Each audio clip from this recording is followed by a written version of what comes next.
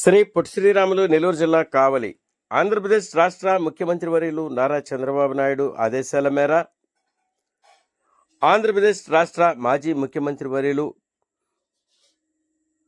Telugu Desam party వ్యవస్థాపకులు విశ్వవిఖ్యాత నట సార్వభౌమ నందమూరి తారక రామారావు 103వ జయంతి సందర్భంగా గత 2 రోజులు మహానాడు తెలుగుదేశం పార్టీ కుటుంబ సభ్యులు, కార్యకర్తలు, నాయకులు పండుగ వాతావరణంలో అత్యంత వైభవంగా ఘనంగా రాష్ట్ర మరియు ప్రతి నియోజకవర్గంలోని గ్రామాలలో మహానాడు కార్యక్రమం సందర్భంగా తెలుగుదేశం పార్టీ కుటుంబ సభ్యులు నటరత్న నందమూరి తారక రామారావు 103వ జయంతి వేడుకలను అత్యంత వైభవంగా ఘనంగా నిర్వహించారు. నటరత్న నందమూరి తారక రామారావు 103వ జయంతి సందర్భంగా కావలి నియోజకవర్గంలో కావలి ఎమ్మెల్యే దగ్గుమాటి వెంకటకృష్ణారెడ్డి ఆధ్వర్యంలో అన్న ఎన్టీఆర్ విగ్రహాలకు, చిత్రపటాలకు పూలమాలలేసి ఘన నివాళులు అర్పించారు. తెలుగుదేశం పార్టీ వ్యవస్థాపకుడు తెలుగుదేశం పార్టీ ద్వారా తెలుగువారి ఆత్మగౌరవాన్ని కాపాడి తెలుగువారికి ప్రాధాన్యత కల్పించి మహానాయకుడు నందమూరి తారక రామారావు అని వక్తలు తెలిపారు. వాడవాడల పసుపు రంగుతో పండుగ వాతావరణంలో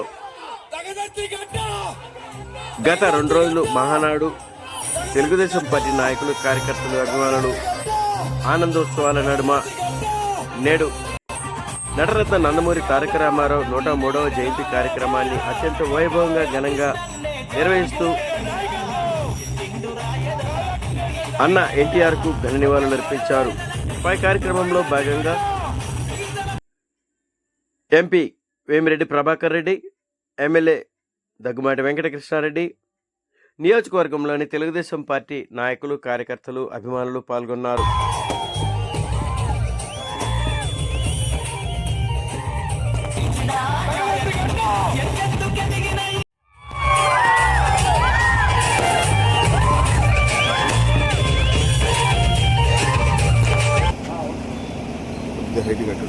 जोहार एनटीआर, जोहार एनटीआर, अमर रहे एनटीआर, अमर रहे एनटीआर, जिंदाबाद తెలుగుదేశం పార్టీ, जिंदाबाद తెలుగుదేశం పార్టీ. వర్ధిల్లాలి కాంగ్రెస్ నాయకత్వం, వర్ధిల్లాలి.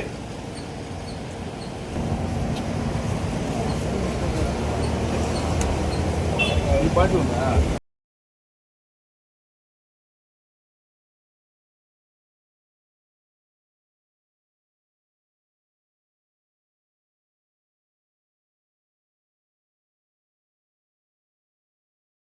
ఉండేటువంటిది 2-3 గంటలు సారు నేను మాట్లాడాను. సార్ గడ్కరీ గారు మీరు ఆ రోజు నాకు కలిసిపోయి గడ్కరీ గారు కలిసి సార్ ఆల్రెడీ రిప్రజెంటేషన్ ఇచ్చినాడు. మస్తానరావు గారు కూడా ఆల్రెడీ నేషనల్ చైర్మన్ కూడా కలిసి ఆయన కూడా రిప్రజెంటేషన్ ఇచ్చినాడు. ఇద్దరికి నేను ప్రభుత్వం అన్న దాని చాలా అయితే దాని మీద డిజైన్లో ఉన్న లోపాలు ఏంటంటే మనకి 3 సంవత్సరాలు మన నేషనల్ లెవెల్ ఒకటి అల్లూరు రోడ్డు అది అయిపోయింది. మన రైల్వే క్రాసింగ్ దగ్గర చాలా సంవత్సరాలు పెండింగ్ ఉంది కదా, అది ఆల్రెడీ అయిపోయింది. కరెక్ట్గా 2 monthsలో వర్క్ బిగిన్ చేస్తున్నారు. దాని మీద నేను చాలా ప్రయత్నం చేశాను, అది అయిపోయింది. మొన్ననే ఆంధ్రసైడ్ వచ్చింది, కోర్టు క్లియరెన్స్ కూడా అయిపోయింది, అది అయిపోయింది. 3వ తరగతి ఏంటంటే కడమూతల దగ్గర బ్రిడ్జి కట్టారు. ఆ రోజు దీన్ని సర్వీస్ రోడ్ కడమూతల నుంచి ఇటు వచ్చేటట్టు తిప్పారు.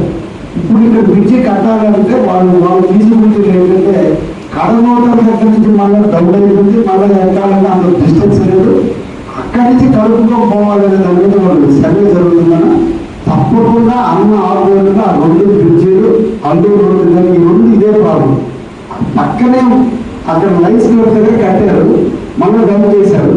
మనం ఎక్కాలంటే క్లియరెన్స్ రావడం లేదు. ఇప్పుడు నేనే చెప్పానంటే దాన్ని నేరుగా ప్యారలల్గా తీసుకురండి అదే హైట్లో. కాబట్టి అని చెప్పి మళ్ళీ నేను లెటర్ కూడా పెట్టాను.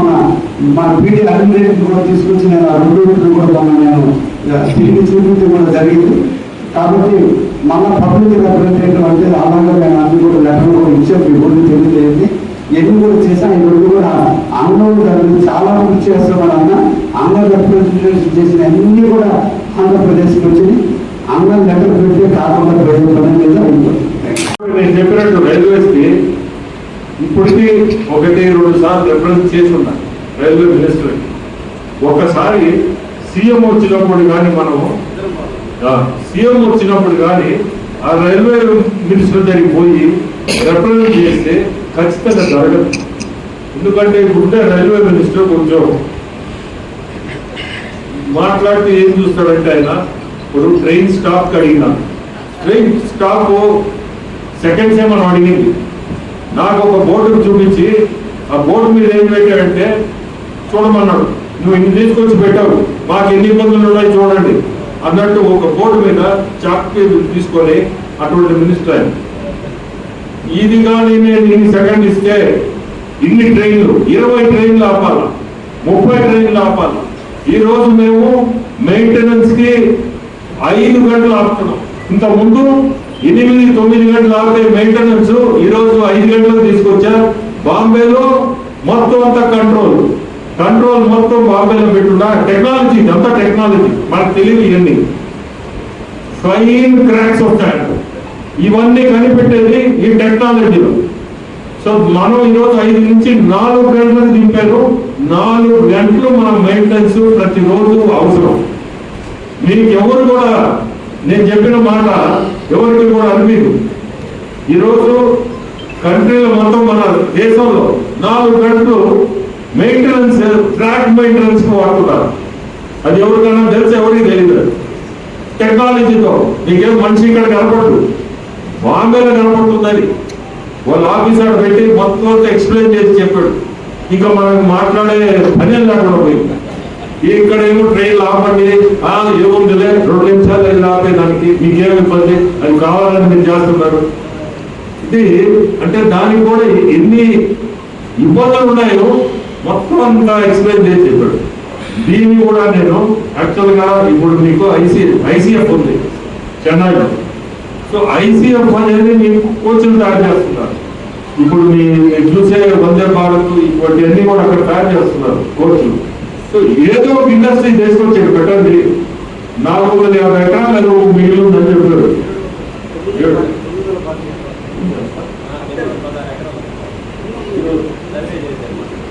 సర్వే చేశారు. సో 900 ఎకరాలు అంటే మంచి. ఖచ్చితంగా నేను కృష్ణారెడ్డి గారు కూడా రిక్వెస్ట్ చేస్తా, సీఎం వచ్చేటప్పుడు ఎప్పుడు ఢిల్లీ వస్తున్నాడు మీరు కానీ వస్తే మనం ఇద్దరం రైల్వే మినిస్టర్ని సీఎంతో పోవాలి. సీఎం గారిని మాట్లాడాడంటే 100% మీ పని ఉంది. ఇంకోటి కూడా లోకల్ బాడీ ఎలక్షన్స్ కూడా మీ బాధ్యత. ఇది లోకల్ బాడీ ఎలక్షన్ లో కూడా మనం ఇంకో 100 గెలిపించడం అనేది కూడా అవసరం. మన ముఖ్యమంత్రులు కష్టపడే దానికి మన సైడ్ నుంచి కూడా ఆయన్ని ఖచ్చితంగా ఎప్పుడు ఢిల్లీ వస్తుందా నేను ముందు వెంటనే ఫోన్ చేసి కలిసి ఆ మంత్రి దగ్గరికి ముఖ్యమంత్రి చెప్తేనే పని అవుతుంది. అవుతుంది కూడా 100% అవుతుంది. అవ్వకుండా పోదు. ఈయన రోడ్స్ మన గడ్కరీ గారు లాగా కాదు. ఆయన ఎప్పుడు కూడా రోడ్స్ ఓపెన్ అంటే తనకు ఎప్పుడు తీసి పెట్టున్నది ఎవరికైనా అంటే మంచి చేయాలనే ఒక మనిషికి అది ఆ ఇంట్రెస్ట్.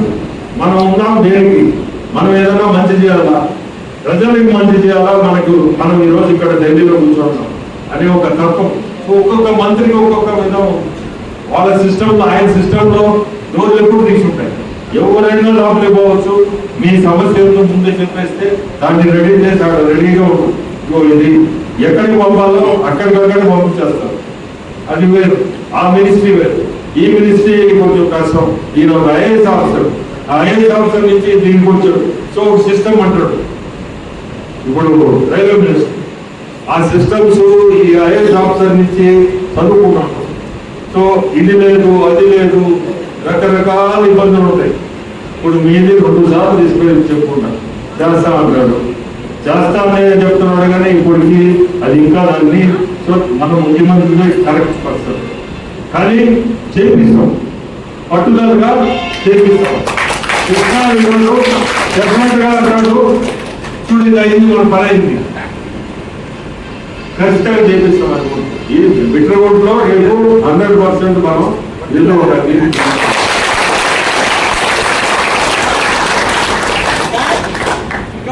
చాలా మంది యూత్ ఉన్నారు సార్, మీరు హెల్ప్ చేశారంటే చాలా మంది ఉపాధి కలిగింది సార్. మాట్లాడి ఈ యూత్కి ఇబ్బంది లేదు. ఇంకా నేను ఒకటి చెప్తున్నా మీకు కొంచెం టైమే. ఎన్నో పరిశ్రమలు వస్తున్నాయి, ఈ పక్కనే వస్తున్నాయి, సెస్ లో వస్తున్నాయి, రకరకాలు. ఇప్పుడు అన్ని పక్క పక్కనే కదా, మొత్తం రకరకాలు ఇండస్ట్రీస్ ముందుకు వస్తున్నాయి. ఖచ్చితంగా కూడా మీకు ఆ ప్రాబ్లం అయితే ఉండదు. మీరు ముందుకు చూడండి, ఎంత పద్ధతిగా మీకు జరుగుతుంది. మీరు రుణపడేది కాదు, మీరు రుణపడినా పడకపోయినా మీకు ఉద్యోగాలు అయితే వస్తాయి.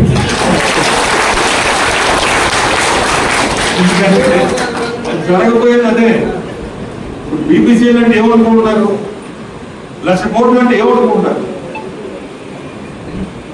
ఉద్యోగాలు ఏదేమి ఇవ్వకుండా 1,00,000 కోట్లు ఖర్చు పెట్టగలుగుతారా? పెట్టలేరు కదా. ఖచ్చితంగా ఇవ్వాల్సిందే, జరగాల్సిందే, ఇవ్వాల్సిందే.